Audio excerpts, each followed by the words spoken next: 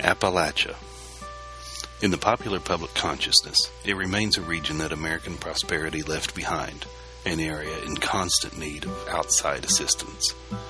But after nearly a half-century of the war on poverty, what lessons can we learn from our successes and failures? For that matter, do residents of the region really want everything they've been told they need?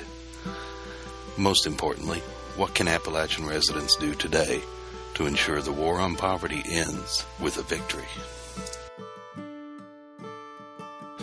Although considered one large region encompassing portions of 13 states, the residents of Appalachia can be considered anything but homogeneous, and the issues they face are diverse. The highest rates of poverty and other problems can be found in the central Appalachian region, including eastern Kentucky, West Virginia, and parts of Virginia, Ohio, and Tennessee. And as can be expected in any large population, opinion varies widely on the solutions to Appalachia's problems. In fact, there is often disagreement on just what the problems are.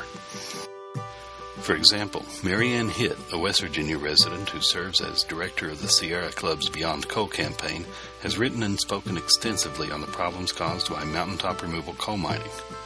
Meanwhile, Kentucky House Speaker Greg Stumbo, the first Appalachian resident to serve in that post, believes mountaintop removal is not only acceptable, but can provide a tool for economic development that is a scarcity in the mountains: flat land. In fact, he built his home on a reclaimed strip mine. Given the level of disagreement over many basic issues, it would seem nearly impossible to establish consensus for moving forward on any sort of plan for region-wide improvement. Fortunately, however, Appalachian economic development efforts have been the subject of intense study for nearly 50 years, and there exists a mountain of evidence about methods that work and those that do not. For instance, a 2005 analysis by F. Carsten Mencken and Charles M. Tolbert II found that, while the stated goal of improvement efforts has been economic development through higher incomes and lower rates of poverty, much of the measurement to determine the success of such efforts has focused on economic growth, such as a greater number of jobs, regardless of whether or not they reduce poverty or raise incomes. As a result, the authors say, growth efforts have little impact on bringing down poverty because the jobs created do not generate enough income. In 2011, Heather M. Stevens and Mark D. Partridge wrote in another study that entrepreneurship could be a path toward greater economic growth in the region, but cautioned that state and federal efforts to promote business formation concentrate on entrepreneurship born out of opportunity rather than necessity.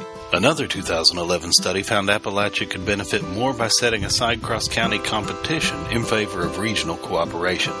Under such a scenario, development efforts would be concentrated in a few select areas with the support of the surrounding region. A 2007 paper by University of Kentucky economist James P. Ziliak argued that one of the region's best hopes for reducing poverty lay in continuing to close the education gap between Appalachia and the rest of the nation. But while education is undoubtedly good for the individual, it might do the region little good without corresponding opportunity. When signing the Appalachia Bill in 1964, President Lyndon Johnson noted that outmigration to industrial areas had cost the region 2 million able-bodied workers. While investment in Appalachia was supposed to cure that, a 2004 study by Philip J. Obermiller and Stephen R. Howe found that the trend continued into the second half of the 1990s. Further, the study found that those moving into the area typically had lower incomes and less education, while more educated, higher-income residents were leaving the region. Clearly, nothing about solving the problems of a region mired in a history of poverty is simple. The first step, however, is to engage in discussion about what the region wants, what it needs, and how to end the war on poverty on positive terms. The aim of Appalachia 2050, then, will be to contribute to that discussion.